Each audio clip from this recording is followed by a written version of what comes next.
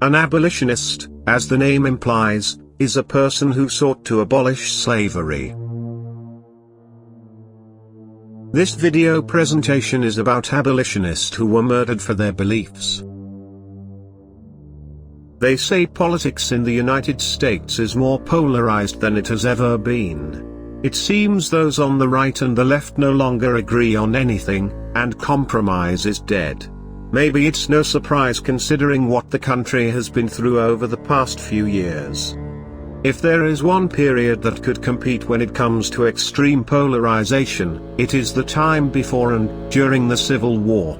Southern states demanded the right to enslave black people and to spread slavery into new states and territories.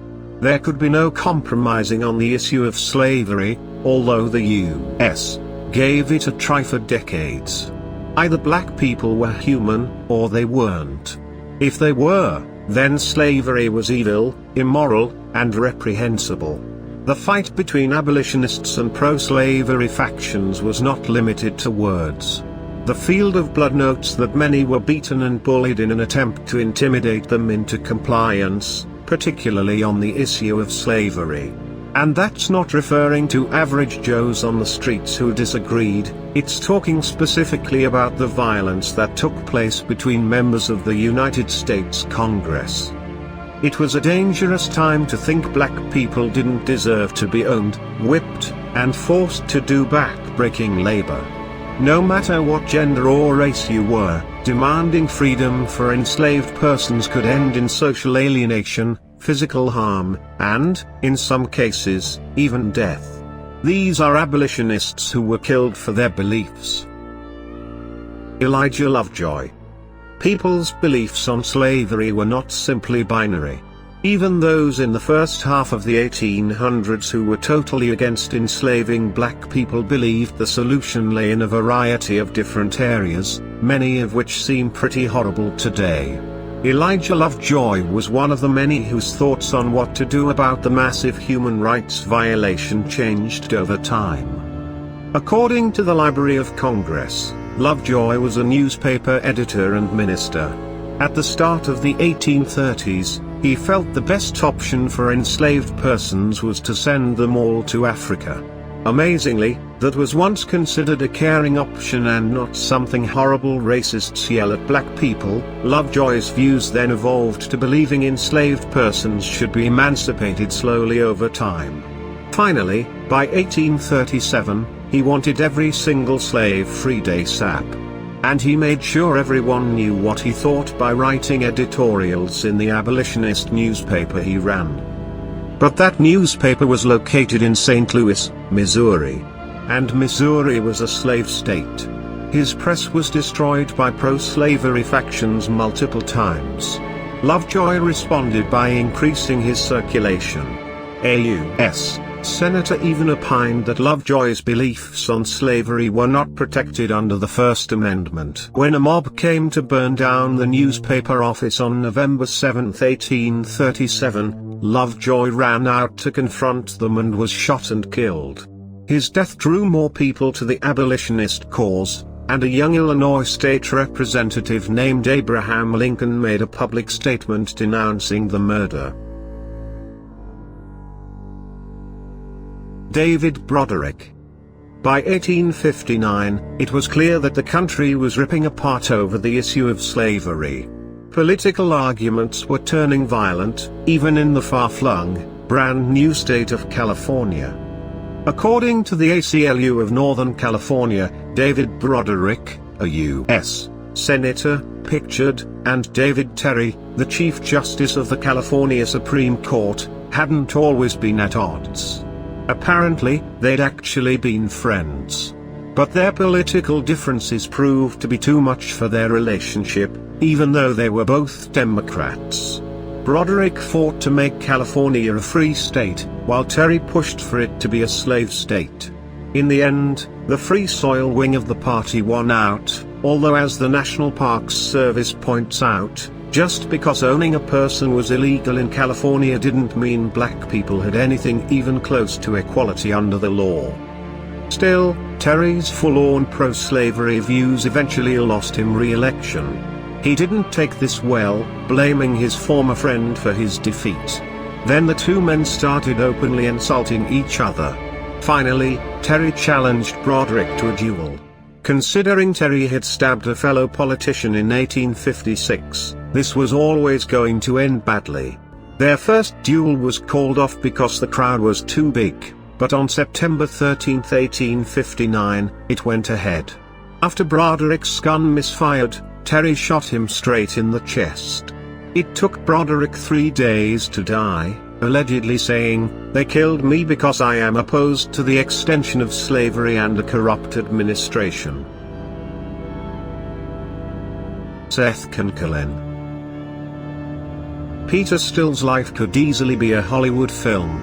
According to PBS, Peter was born into slavery. Over 40 years, he managed to earn and save up $500 to buy his freedom. Then Peter made it to Philadelphia, where he knew he had family, and he started posting notices trying to find relatives. He went to the Pennsylvania Anti-Slavery Society and told his story to a man who worked there, only to discover he was talking to William Still, pictured, the very brother he was looking for. Peter was desperate to free his wife, Vina, and their children from enslavement, but they were in Alabama and that state made it essentially impossible for an enslaved person to be freed, even if the enslaver was offered a lot of money to do so. With William's help, his brother's story got out, and at least one person who heard it was determined to free Peter's family, no matter what. Seth Concklin worked on the Underground Railroad, but he didn't listen when told how dangerous this attempt would be. Peter gave Concklin a bonnet of his wife's so she would know the stranger really was sent by her husband. The sage of Peter Still says Concklin managed to get Vina and her 3 children all the way to Indiana, technically a free state, but there they were arrested. Vina and the children were returned to Alabama, and Concklin was found drowned. He was bound and had been badly beaten up. Somehow, this was passed off as an accident. Charles Doy.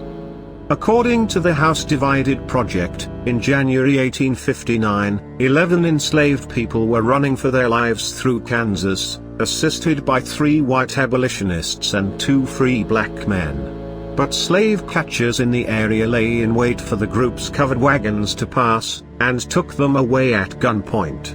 One of the white men, John Doy, pictured sitting, would rot in prison until he was convicted for his participation in June. But 1 month later, John escaped from jail with the help of a group of 10 fellow abolitionists, pictured standing. One of the men who busted John Doy out was his son, Charles. It wasn't just filial piety that motivated Charles. Like his father, he was a staunch abolitionist. He'd even been driving one of the wagons transporting the freedom seekers when his father was arrested, and had also spent time in prison for it. While John managed to escape death on more than one occasion, Charles would not be so lucky. On July 23, 1860, the New York Times reported that a few weeks earlier Charles Doy had been hung by a pro-slavery mob. Charles and 2 others were arrested on trumped-up charges of stealing a horse. One of the men was shot dead, but Charles managed to get away. For a little while. He was soon found hiding in a house by the mob, who then murdered him. The New York Times eulogized that while Charles defied danger like a hero, he endured suffering with the fortitude of a martyr. David Walker. While it could be extremely dangerous for a white person to be outspoken about their abolitionist beliefs, it was even worse for free black people. David Walker was born to a free mother and a slave father in North Carolina in 1785, documenting the American South records.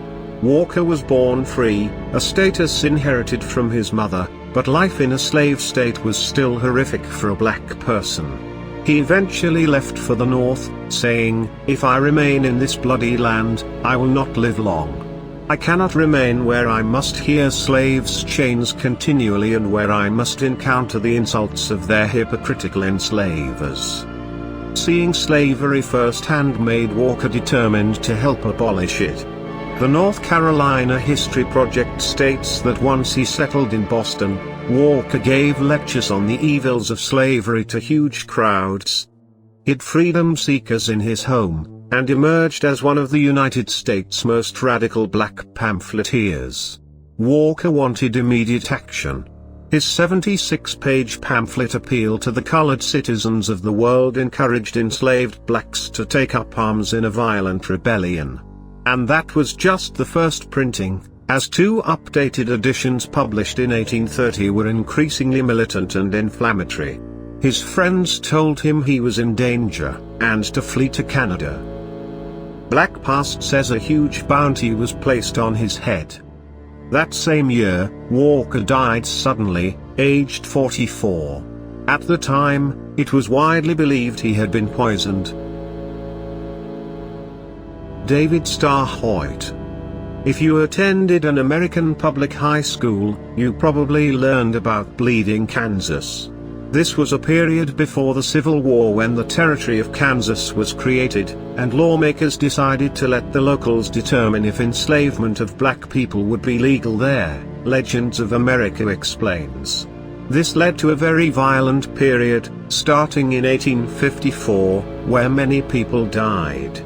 The most famous abolitionist involved in Bleeding Kansas was John Brown, who later led a botched raid on a federal armory in Harper's Ferry, Virginia, where many people were killed. He was executed for treason. Major David Starr Hoyt wanted Kansas to be a free territory and eventually a free state.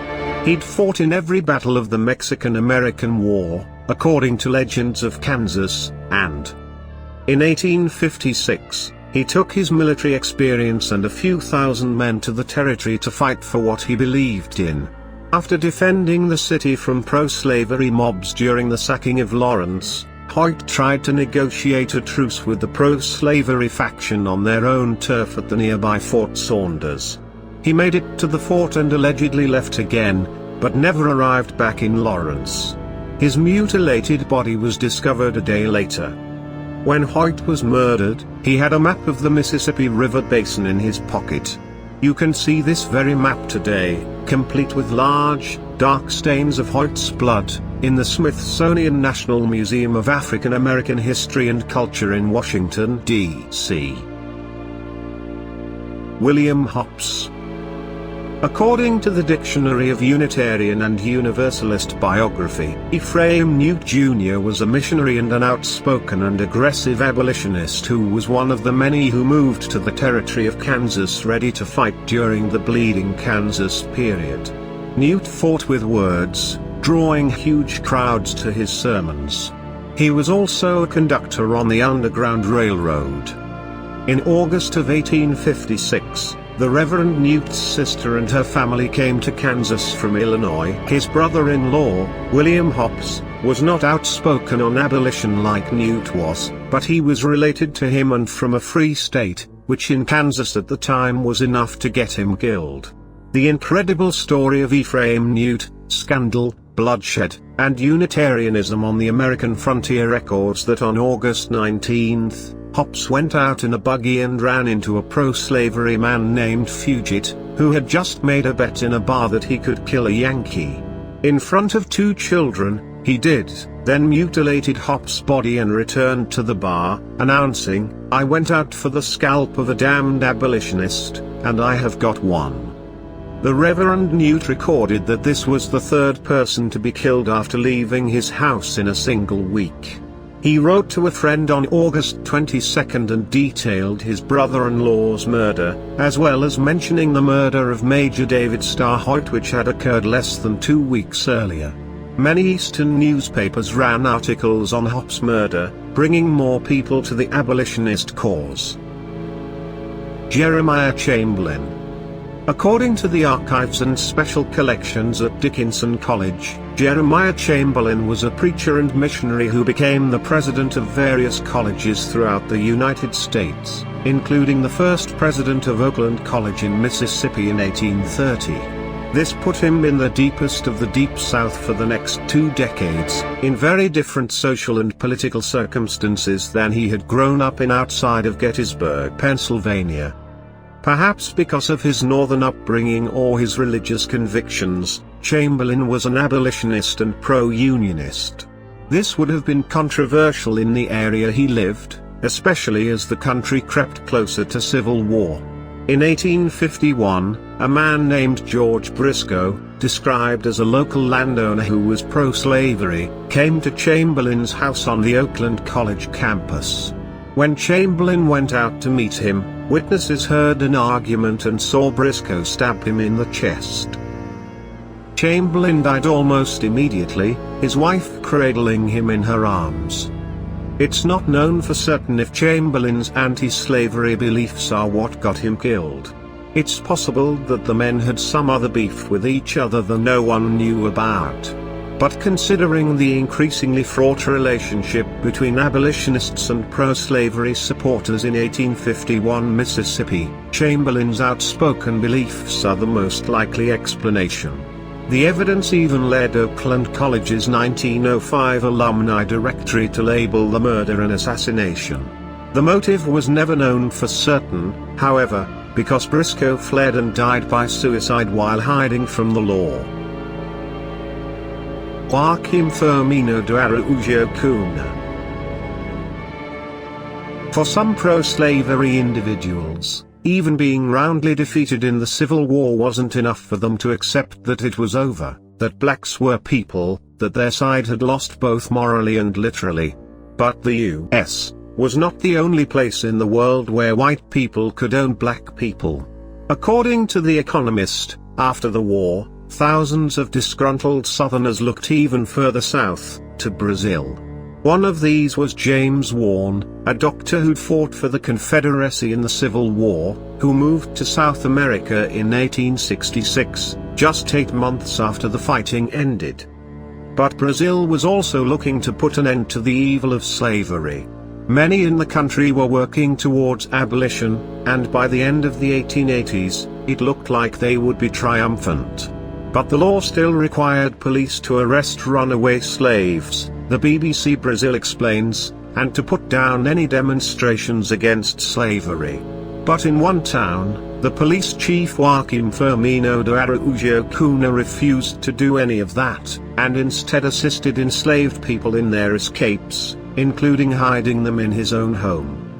This made the pro-slavery faction homicidally angry. On February 11, 1888, a mob of an estimated 200 people, led by Dr. Warren, surrounded Firmino's home. He tried to escape by jumping out a window but fell to the ground where he was beaten to death. The murder was international news. 3 months later, Brazil banned slavery. Morgan Godwyn. The debate over enslaving black Africans did not start in the mid-1800s. As far back as 1685, the minister Morgan Godwyn was openly preaching against the slave trade in London's St. Paul's Cathedral. According to the mysterious disappearance of Morgan Godwyn, rethinking press censorship and the debates over slavery in the early British Empire. Since that was nearly 200 years before the US Civil War, you know he wasn't successful in convincing the British to stop the atrocity. But Godwyn was very determined. He published multiple books on the evils of enslaving people. The Slave's Cause, a history of abolition records that he called their horrible situation a soul-murdering and brutifying state of bondage. He railed against the hellish principles that kept blacks enslaved, especially when people tried to use the Bible as justification. Godwyn practiced what he preached, literally, heading to Virginia and Barbados to minister to enslaved people. Perhaps realizing that abolition was nowhere near, he tried to get enslavers to at least allow blacks to have Christian instruction and religious services. At the time, even this was too radical for most. Godwyn's final book, published in 1685, straight up called out those who were pro-slavery for putting money over the teachings of Jesus. Then he disappeared. There is some mystery surrounding exactly what happened to him, although the slave's cause unequivocally states, Godwyn was murdered for his anti-slavery views. Considering his activism and the trouble he'd been in before, this is certainly a likely outcome.